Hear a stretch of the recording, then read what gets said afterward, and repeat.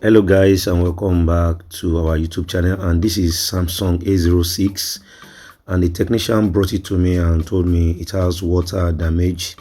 He has tried his best, but the phone kept on showing this temperature, triangle logo. All right, this is a common problem with Samsung phones. All right, this is common with Samsung phones. Pay close attention at the charger meter. 0.6 milliamps, 0.1, blinking 0.4 right there. Okay, the logo still shows. All right, 0.5, 0.4. All right, 0.1, 0.6, and the yellow temperature logo appears on that Samsung screen. All right, if you are interested in our online training, please DM us on the numbers on the screen and join our online training. That's where we are going to teach you a lot of tips and tricks from the basics, how you can be a better technician, in your office or in your area. All right, now let's put the charger again while the phone is powered on, and let's pay close attention at the battery status right there. You can see it blinking. You can see that means the phone is not charging. All right, and is running on temperature. All right guys, how do we go about repairing this? I want you to pay close attention at the step-by-step way which I'm going to be showing you in this video, and how we finally repair this phone. So most of the times the downboard is usually the culprit. Okay, once you change the charging port, the downboard or the subboard, it works perfectly well. But the technician told me he has tried several downboards and this phone is not working. So what I'm going to do right now, I'm going to start from physical inspection. Physical inspection is to look for corrosion, burns, abnormalities on the PCB. That's very, very important in this kind of problem. Now I'm observing the clip as well. You have to be very detailed in your inspection. All right, and I've noticed something at the clip right here. I noticed at the clip there is a kind of rust. One of the pins right there, all right, shows that there is corrosion on it. So we are going to clean that out as quick as possible. If you're interested in our online training, please DM us on the numbers on the screen, and we're going to help you become a better technician at this job. All right, so I'm going to start cleaning the clip. Okay, like I said, most of the times if you watch YouTube videos, you will see that most of the time the thermistors are removed on the subboard and all that, but this particular phone does not have a thermistor or any thermistor on the subboard. Okay, according to my schematic diagram. All right, so most of these thermistors are on the main PCB. So they remove the thermistor or they replace the thermistor. When you ask me what is thermistor is a resistor that senses temperature in mobile phones. Okay, so as you can see, after cleaning, it's still showing the same thing. All right, let's go to the next thing to do right away.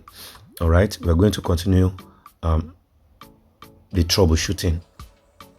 Because I'm seeing the rust on that clip, I'm just going to use my soldering iron to reflow the FPC. When I mean reflow, I'm trying to soften it and see if there's any partial contact or whatever. So after doing that, I have inserted my cable already, the charger. I want to see if it works or not. All right, and it's still not working. Guys, don't forget to hit the like button and subscribe. Make sure you DM us on the numbers on the screen if you're interested in our online training. All right, so I've reflowed the FPC, but I'm still unsatisfied. I want to check. I'm going to remove the FPC clip, and check underneath if there is any rust or corrosion due to the water history that the phone has. So I have removed the FPC clip and I'm cleaning the flex right now. I'm trying to observe if there is any dirt. Now I'm placing back the clip because everything is now okay. So you need to take your troubleshooting from the scratch. You don't need to rush, jump to conclusion and start removing thermistors, start removing resistors and all that. You need to take your troubleshooting one step at a time. Now, after cleaning, after reflowing the FPC, I have to clean the subboard as well properly because this is the original subboard that came with this phone. All right, I have to clean it properly to be sure that there is no moisture or anything, or that could cause something like that. And after doing this, and the problem still persists. Okay, guys. All right. If you want to know how we're able to repair this problem, I would love you to join our online training.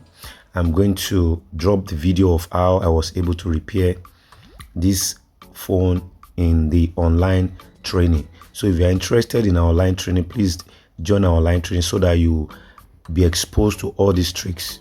All right, you will actually learn a lot from our online training or physical training. Accommodation is very available for those that are interested in the physical training. All right, please come and join us. Look at the phone, it's charging properly, but there is something important that we need to discuss right from the schematic diagram and troubleshooting properly on the PCB to know where the problem is. Now the phone is charging properly, as you can see, but the video of how I was able to repair this is in our online training. If you want to have access to deep details of troubleshooting, look at the amps right there, 1.6 amps, and it's charging properly. If you want to have detailed knowledge of how to repair phone like a professional and hidden secrets in mobile phone repair, join our online training, okay? Or come for physical training, and you're going to learn a lot from our classes. All right, that's a guarantee. All right, like I said, this technician already changed the downboard. It's not working. He has tried his best. Servicing is not working. Look at it now. The phone is working perfectly well. Look at that right there. The phone is working perfect. Thank you. See you in my next video. Peace.